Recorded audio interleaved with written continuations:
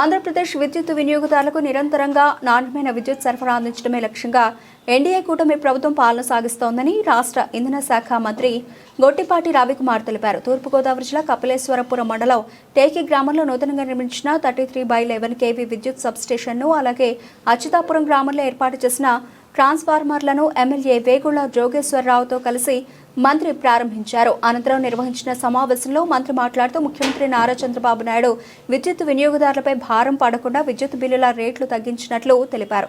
కేంద్ర ప్రభుత్వం రాయితీ ధరపై అమలు చేస్తున్న సూర్యాఘర్ పథకం ద్వారా ప్రతి ఇంటిపై సౌర విద్యుత్ ఫలకాలు ఏర్పాటు చేసుకుని సహజంగా లభించే సూర్యరశ్మితో ఉచిత విద్యుత్ ఉత్పత్తి చేసుకోవాలని మంత్రి ప్రజలకు విజ్ఞప్తి చేశారు. ఈ సందర్భంగా ఎమ్మెల్యే వేగుళ్ల జోగేశ్వరరావు మాట్లాడుతూ మండపేట నియోజకవర్గంలో ఓల్డేజ్ సమస్యలు లేకుండా నిరంతర విద్యుత్ సరఫరా అందించాలనే ఉద్దేశంతో 2 విద్యుత్ సబ్ స్టేషన్లను ప్రారంభించడం జరిగిందని తెలిపారు.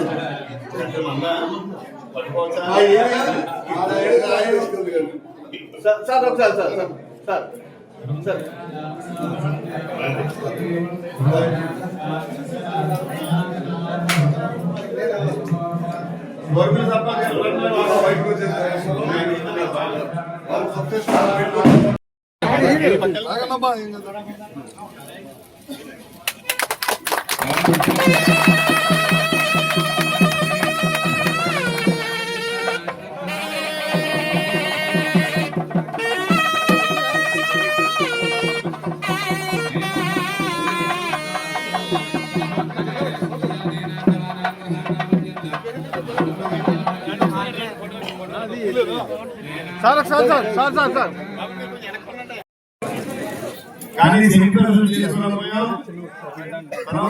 వైఎస్ఆర్ గవర్నమెంట్ అయితే మొత్తం 5 సంవత్సరాలు మళ్ళీ వెనక్కి తీసుకెళ్ళిపోయారు. మరి ఇప్పుడున్నటువంటి ఆనాటి నాయకులు గవర్నమెంట్ అయితే నా సొంత గ్రామం అని చెప్పేవారు. ఎన్నికల సమయంలో అయితే ఆడవారు రోడ్డు మీద వచ్చి కళ్ళని నీళ్ళు తిప్పుకుంటూ రాత్రులు నిద్రపోవటం లేదంటే కరెంట్ లేదు, ఎన్నిసార్లు చెప్పినా ఈ నాయకుడు పట్టించుకోవాలని చెప్తే ఎన్నికలైన అనంతరం వెంటనే అదే గ్రామంలో 5 ట్రాన్స్ఫార్మర్లు వెంటనే పెట్టిన విషయం జ్ఞాపకం చేస్తున్నాను. మరి ఈ కపిలేశ్వరం మండలంలో ప్రత్యేకించి 95 ట్రాన్స్ఫార్మర్లు, 1 కాదు 2 కాదు 95 ట్రాన్స్ఫార్మర్లు ఈ కూటమి ప్రభుత్వం రాగానే ఈ 19 నెలల్లో మన మంత్రివర్యులు శ్రీ గొట్టిపాటి రవికుమార్ గారి ఆధ్వర్యంలో వారికి చెప్పిన వెంటనే వారి అధికారులను ఆదేశిస్తే మనం 95 ట్రాన్స్ఫార్మర్లు ఒక్క కపిలేశ్వరం మండలంలో వేస్తున్నాం. అయినప్పటికీ ఇంకా లో వోల్టేజ్ సమస్య ఉందని చెప్పి అధికారులు చెప్పిన మీద ఏంటి పరిష్కారం అంటే ఈ కపిలేశ్వరం మండలంలో లో వోల్టేజ్ మనకి కరెంట్ డిమాండ్ తక్కువ ఉంది, కానీ లైన్లు దూరం కాబట్టి లో వోల్టేజ్ మాత్రం పోవడం లేదు. దీనికి 2వ సబ్స్టేషన్ ఉండాలి మండలం అని చెప్పంటే ఎక్కడ బాగుంటుందని చెప్పి మన సిబ్బంది అడిగితే అధికారులు అడిగితే ఈ డేకి వారే సెలెక్ట్ చేశారు. అది ఎక్కడ రాజకీయాల్లోకి వెళ్లకుండా అధికారులు ఏ గ్రామం సెలెక్ట్ చేస్తున్నారో అదే గ్రామం ఈ డేలో పంచాయతీ వారు చక్కని స్థానం ఇవ్వడం జరిగింది. మరి ఇక్కడ మనం చక్కగా ఈ యొక్క సబ్స్టేషన్ ఇమ్మీడియట్ గా మంత్రి గారు దీనికి శాంక్షన్ కి ప్రపోజల్ పంపించారు. కానీ మండపేట మాత్రమే శాంక్షన్ ఇచ్చి ఫస్ట్ ప్రయారిటీ మండపేట టౌన్లోనే శాంక్షన్ ఇచ్చారు. కారణం అధికారులు చెప్పింది ఏంటంటే ఇంకా కరెంట్ ఉందంటే లోనికి వేసుకోవచ్చు అనవసరం ఉన్నారు. మరి మా మంత్రి గారి దృష్టిని స్వయంగా వెళ్ళి ఈ సమస్యను చెప్పడం జరిగింది. చెప్తే వెంటనే వాళ్ళు ఇమ్మీడియట్ గా మాట్లాడి దానికి లోన్ ఉండొచ్చు. మా డిపార్ట్మెంట్ వాళ్ళకి ఇక్కడ విచ్చేసిన తెలుగుదేశం పార్టీ నాయకులకి కుటుంబ నాయకులకి అందరూ కూడా ముందుగా పేరు పైన నమస్కారాలు. పొద్దు నుంచి 3 కార్యక్రమాలు చేశాం, 2 సబ్స్టేషన్స్ ఓపెన్ చేశాం.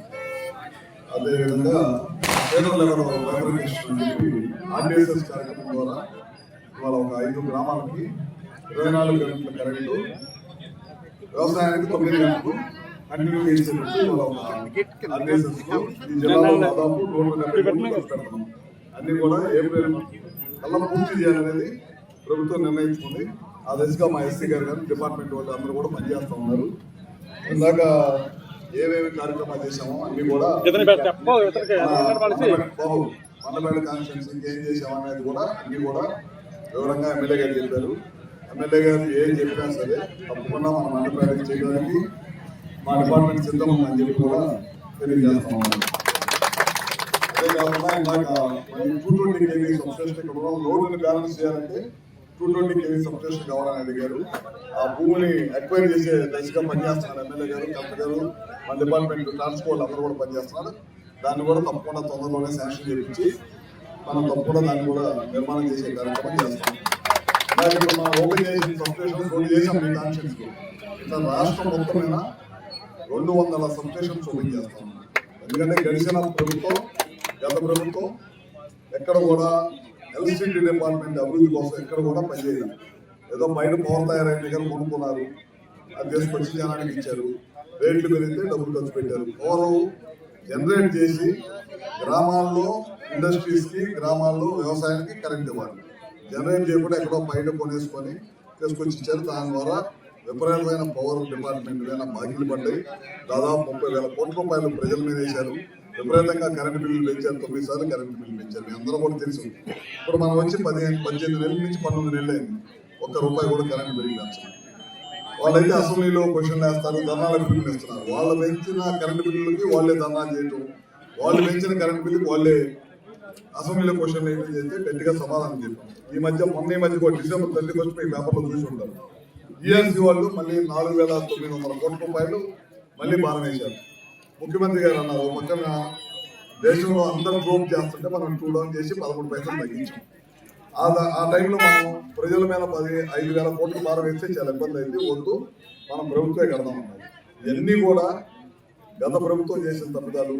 19 నుంచి 24 దాకా ఒక్క యూనిట్ జనరేషన్ కూడా పెంచలేకపోయారు. మనం ఇవాళ రికార్డు స్థాయిలో జనరేషన్ పెంచాం. జనరేషన్ పెంచి నాణ్యమైన విద్యుత్తు వ్యవసాయానికి, ఇండస్ట్రీస్కి, ప్రజలకు ఇవ్వాలనేదే ఈ ప్రభుత్వ ఉద్దేశం. ఆ దశగా ఈ ప్రభుత్వం పనిచేస్తుంది. రాబోయే రోజుల్లో ట్రూప్ ఛార్జెస్ భారం ఏదైతే మోపి ప్రజల మీద భారం వేశారో ఇప్పుడు 13 పైసలు తగ్గించాం. రాబోయే రోజుల్లో 40 పైసలు తగ్గిస్తాం. ఇంకా